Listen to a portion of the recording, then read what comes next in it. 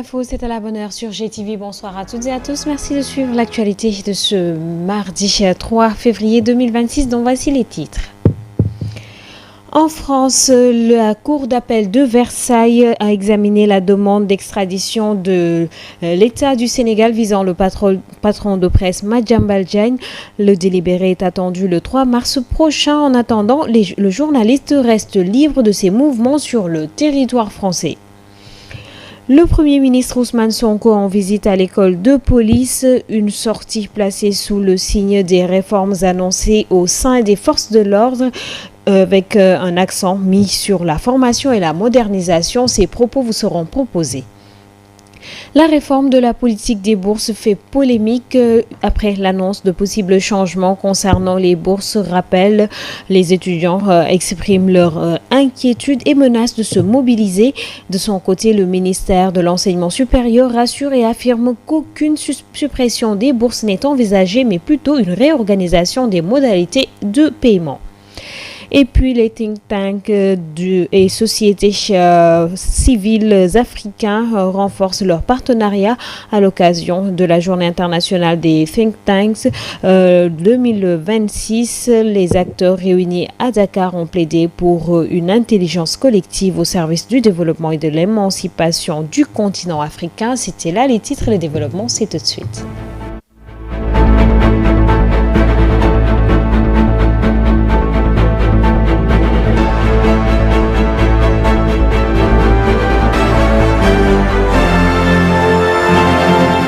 Merci de suivre l'actualité sur GTV, cette édition que nous démarrons avec cette note de brève concernant la Cour d'appel de Versailles qui ce mardi 3 février a examiné la demande d'extradition formulée par l'État du Sénégal à l'encontre du patron de presse Madiambal Diagne. Après avoir entendu les différentes parties et plaidoiries de la défense, la Chambre de l'instruction de la Cour d'appel de Versailles a fixé la date de son délibéré.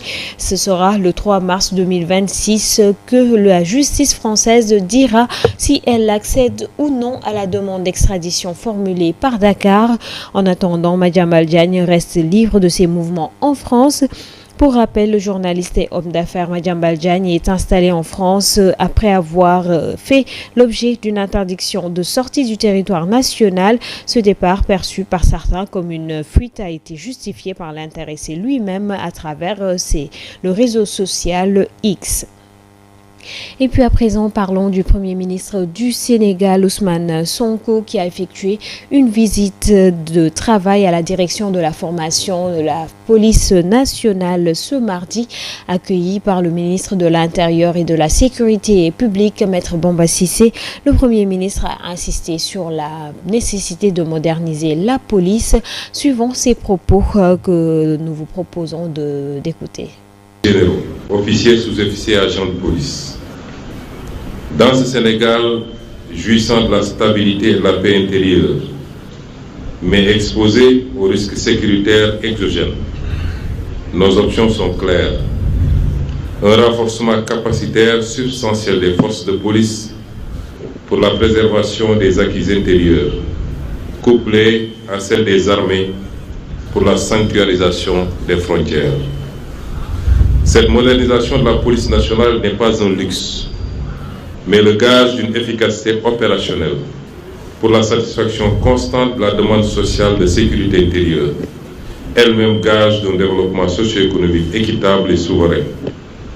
Nous le savons tous, point de développement, quel qu'il soit, sans sécurité suffisante.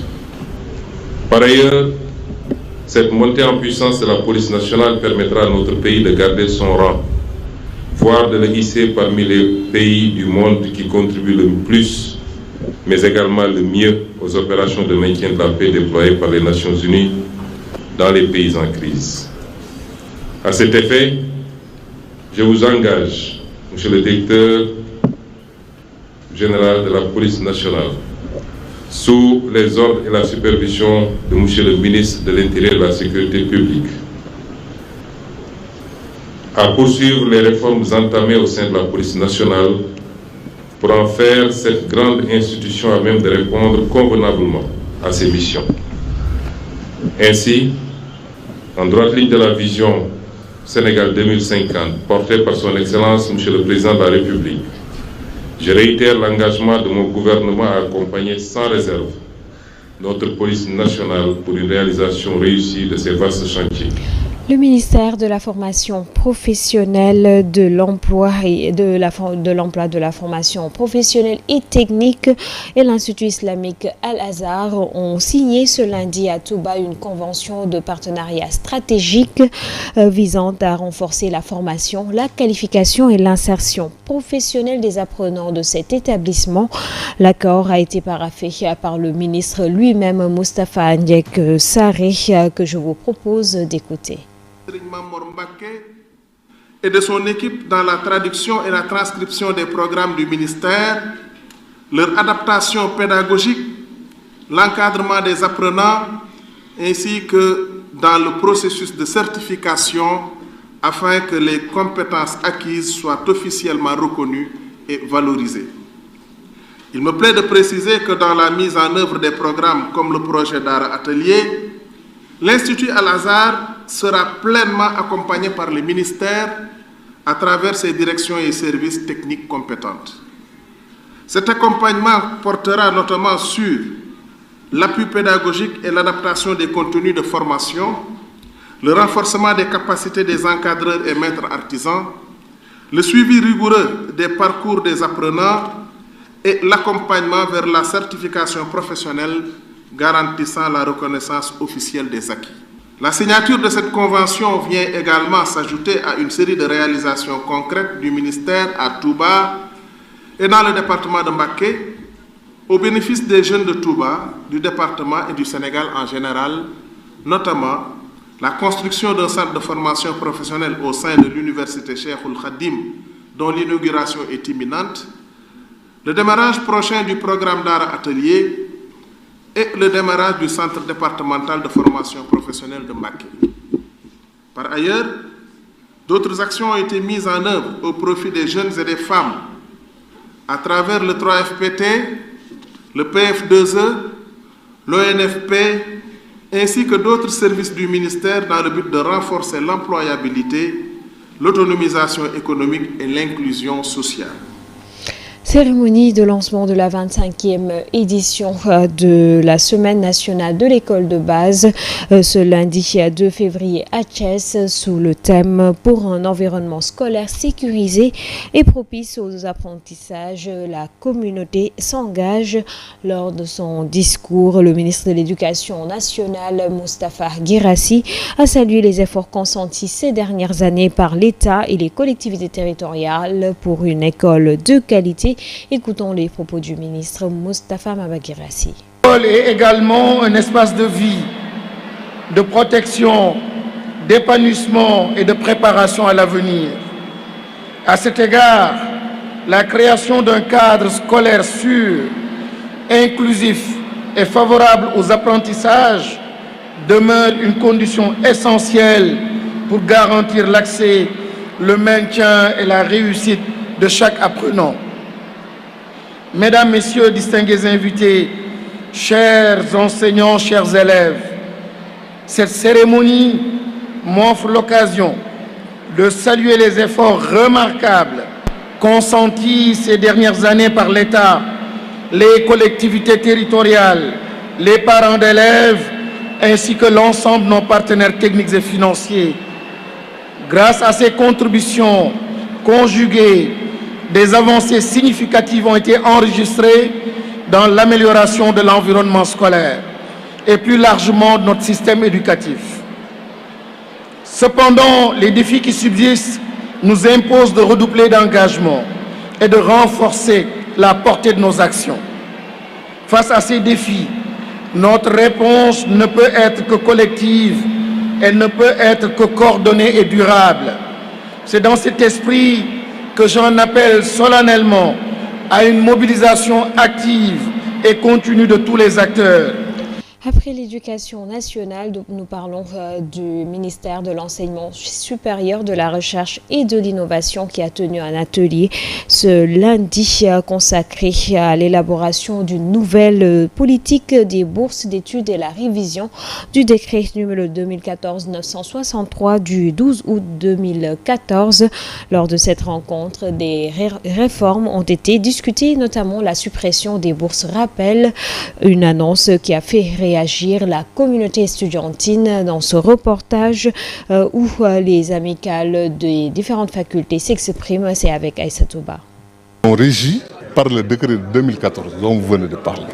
Ce décret, dans son application, pose quelques difficultés. L'atelier national de préparation d'une nouvelle politique de bourse d'études s'est tenu ce lundi à Dakar sous la présence des différentes amicales d'étudiants. Lors de cette rencontre, plusieurs points ont été abordés, notamment la suppression des rappels, une réforme qui a vite suscité une vive réaction du côté des étudiants.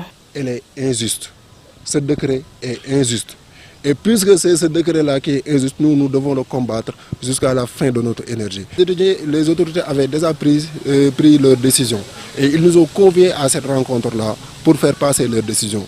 Chose que nous n'acceptons pas et nous ne laisserons pas passer. On ne pouvait pas terminer cette rencontre-là parce qu'ils avaient déjà venu avec leur décision. Et puisque c'était comme ça, nous, on n'avait plus rien à faire au niveau de cette table-là. Parce qu'en tant que représentants d'étudiants, nous devons défendre la communauté estudiantine, nous devons défendre l'intérêt des étudiants, et chose que nous allons faire jusqu'au bout, Inch'Allah. La révision du décret numéro 2014-963 du 12 août 2014 sur les bourses était au cœur de la polémique. Les étudiants principaux concernés, invités à cette rencontre, ont boudé avant la fin de l'atelier. Ils dénoncent une décision unilatérale. Tout ce qui se fait sans l'avis des étudiants est contre les étudiants.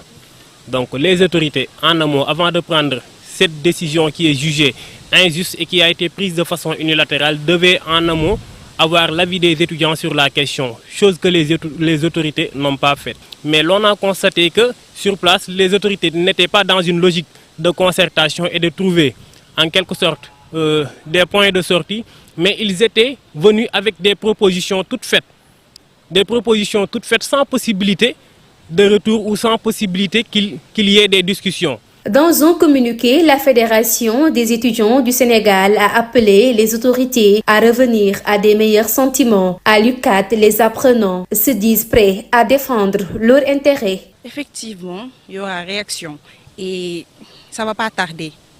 Ils vont vraiment nous sentir, bientôt même. L'étudiant n'a jamais perdu une guerre. Naturellement, en tant que représentant d'étudiants, il nous incombe de réagir, de faire face à cette situation. Étant donné que nous avons endossé le rôle et la responsabilité de défendre les intérêts des étudiants, tant sur le plan pédagogique et sur le plan social. Donc nous allons faire face et nous n'hésiterons pas à user de tous les moyens qui seront à notre disposition pour faire face à cette situation, pour que cette décision des autorités ne passe pas. Et le ministère de l'Enseignement supérieur, de la Recherche et de l'Innovation qui a tenu à apporter des clarifications sur l'organisation d'un atelier national consacré à la préparation d'une nouvelle politique de bourse d'études et à la révision du décret numéro 2014-963 du 1er août 2014 fixant les conditions d'attribution des allocations dans l'enseignement supérieur. Réagissant à certaines informations relayées, le ministère affirme qu'il n'a jamais été question de remettre en cause les droits des étudiants, de réduire les taux ou de supprimer des bourses. Il précise toutefois travailler sur la base des orientations des plus hautes autorités à une nouvelle politique nationale des allocations d'études visant notamment à faire coïncider la période de paiement des bourses avec celle effective des enseignements. Et puis, parlons de tout à fait autre chose. 10 ans après son lancement, l'acte 3 de la décentralisation fait l'objet d'une évaluation approfondie. Si des avancées sont reconnues, de nombreuses insuffisances ont été relevées, relançant ainsi le débat sur la gouvernance territoriale et ouvrant une voie à une phase de concertation en perspective de l'acte 4, suivant le compte-rendu de l'atelier consacré à cette question avec nos correspondants à Bourg, Ousmane Bitey et Astoso. œuvre, une évaluation de l'acte 3 de la décentralisation a été organisée. L'objectif, faire le point sur les acquis, mais aussi identifier les limites afin de corriger les insuffisances relevées après les réformes engagées au sein des collectivités territoriales. L'acte 3 de la décentralisation, c'est une réforme qui a cours depuis 2013, donc qui a profondément révisé notre architecture institutionnelle au niveau territorial. Mais on a constaté que depuis cette réforme a été mise en œuvre, il y a une profonde révision, comme je l'ai dit, de l'architecture institutionnelle, mais ça n'a pas engendré la transformation économique nécessaire pour permettre aux collectivités territoriales de porter de véritables dynamiques de développement. Cette évaluation a mis en évidence de nombreux dysfonctionnements liés à l'acte 3 de la décentralisation. Des difficultés ont notamment été relevées dans le transfert de compétences ainsi que dans les incohérences territoriales observées sur le terrain. Face à ces constats, une concertation entre les différents acteurs est envisagée afin d'engager la réflexion sur l'acte 4 de la décentralisation. On constate qu'il y a des difficultés qui subsistent. On n'a pas une autonomie financière des collectivités territoriales. Il n'y a pas encore une très grande lisibilité ou très grande adéquation entre les compétences transférées et les ressources qui les suivent. Il y a aujourd'hui des problèmes au niveau de la viabilité territoriale, des incohérences territoriales que nous avons notées. Donc c'est pourquoi aujourd'hui, il est temps de faire le point, d'évaluer effectivement quels sont les acquis et quelles sont les limites de cette réforme pour pouvoir effectivement initier une nouvelle dynamique qui permettra d'avoir des communes fortes, capables de porter les dynamiques de développement au niveau du territoire. Cette phase de discussion apparaît comme une étape essentielle pour tirer les leçons du passé et poser les bases d'une décentralisation plus concrète, plus efficace et mieux adaptée aux réalités des territoires. Le réseau sénégalais des think tanks a célébré la journée qui leur est dédiée ce mardi 3 février 2026. Selon les panélistes, face aux défis gigantesques du développement africain dans un monde en pleine recomposition, l'intelligence collective naît de la rencontre entre l'expertise technique et la légitimité citoyenne est notre atout majeur pour imaginer et construire une Afrique émancipée, juste et épanouie. Écoutons à ce propos Dr Cheikh Oumar Ba, il est le président du réseau des think tanks au Sénégal et il s'est exprimé au micro de Ndella Ndiaye et de Vieux Ndiaye. Créer ce réseau pour permettre justement de partager des expériences, des expertises aussi, pour non seulement les décideurs politiques, mais aussi pour les citoyens, pour la société civile, pour le secteur privé, pour l'ensemble des acteurs. On s'est dit que le chercheur ne doit pas rester seulement dans sa tour d'ivoire, produire de la recherche, en tout cas juste pour la science. On doit être capable de transformer les résultats de recherche en éléments de prise de décision politique. C'est pourquoi donc depuis pratiquement 2003, on travaillait sur pourquoi les résultats de recherche ne sont pas appropriés par les décideurs politiques. On avait fait l'exemple avec par exemple les parlementaires qui nous disaient que oui, parce que vous écrivez 400 pages, nous ne pouvons pas lire 400 pages, parce que aussi vous parlez dans un langage ésotérique que peut-être le citoyen peut ne pas comprendre, et nous on a besoin de choses très précises et très courtes. C'est pourquoi donc il y a eu des efforts depuis lors, et justement avec la création de IPAR et d'autres centres de recherche, nous avons réussi aujourd'hui à mettre ce réseau pour que le Sénégal puisse disposer d'un outil qui permette d'abord de fournir des évidences aux décideurs politiques, mais aussi de dialoguer avec les décideurs politiques, mais aussi les citoyens. Parce que quand on parle des questions d'emploi des jeunes, on doit être capable de dire quel est le profil de ces demandeurs d'emploi. Où sont-ils? Comment améliorer leurs conditions de vie et sur quel levier on peut s'appuyer pour transformer cela. Aujourd'hui, c'est une journée internationale de think tank qui est célébrée tous les 31 janvier dans le monde entier. Et au Sénégal, depuis pratiquement 2016, chaque année, on a réussi à la célébrer. Et ça montre effectivement une constance. La thématique aujourd'hui, c'est comment aujourd'hui les think tanks peuvent contribuer aussi à trouver des solutions par rapport au contexte difficile, macroéconomique, financier, mais aussi socio-politique. C'est pourquoi nous sommes convaincus qu'avec l'ensemble des chercheurs et des centres de recherche qui sont réunis ici, nous allons pouvoir en tout cas trouver des résultats qui permettront en tout cas d'indiquer les orientations pour les décideurs politiques. Ça lui permet effectivement de s'assurer que tout ce que nous proposons va être objectif, va être des évidences que personne ne puisse contester parce que c'est basé sur une rigueur scientifique. Au Sénégal, l'individu ne vit pas seulement pour lui-même, mais pour sa famille élargie, son lignage, son quartier, parfois même son village. Une attitude qui, la plupart du temps, renforçait les liens familiaux et même créait un sens aigu de la solidarité. Mais cette valeur semble de plus en plus délaissée depuis l'arrivée des réseaux sociaux que certains utilisent maintenant pour faire étalage de leurs problèmes familiaux. Reportage signé Amsatou Gano et Serignan. La solidarité dans la famille africaine est une valeur fondamentale basée sur l'entraide, le partage et le soutien mutuel au sein de la famille étendue. Mais avec l'avènement des réseaux sociaux, les gens livrent leurs problèmes familiaux sur les réseaux sociaux au détriment du dialogue. Oui, je pense que ici en Afrique, surtout au Sénégal, l'enfant doit respecter ses parents, c'est la tradition et c'est ce qu'on nous enseigne. Mais en ce moment-là, parfois tu vois des enfants qui traînent leur père ou leur maman même en justice. Quant au manque de solidarité, les parents qui sont censés inculquer de bonnes valeurs à leurs enfants sont mis au banc des accusés. Moi, je condamne les parents.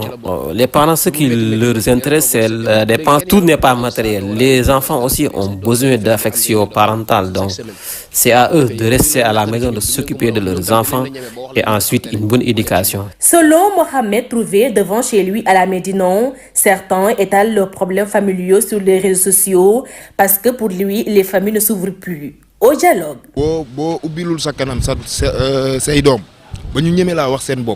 Parfois aussi, ce qu'il explique, il y a certains de ses parents, ils sont des gendarmes à la maison. Leurs enfants n'ont pas le courage de leur adresser la parole. Et cela, les enfants ne peuvent pas se confier et parler avec leurs parents.